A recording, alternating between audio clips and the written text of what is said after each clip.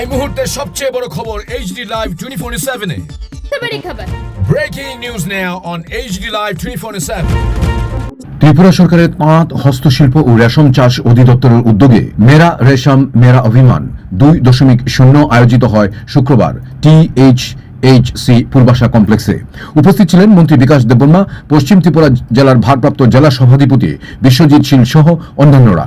উক্ত অনুষ্ঠানের মাধ্যমে এদিন সোলার লাইট, টুল কিট ও রেশম চাষের বিভিন্ন সামগ্রীও বিতরণ করা হয়। এই মাটি ত্রিপুরার মাটি কোথাও পাওয়া যাবে না। এই মাটি সোনার মাটি, সারা বিশ্বের মধ্যে আমাদের মাটির মতন কোথাও মাটি নেই।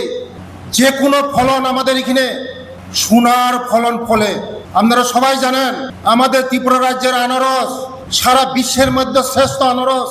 তার জন্য এই ত্রিপুরা রাজ্যের মাটি আমাদের সোনার মাটি। আমাদের এখানে যে কোনো ফলন, যে কোনো জিনিস সোনার ফসল ফলে।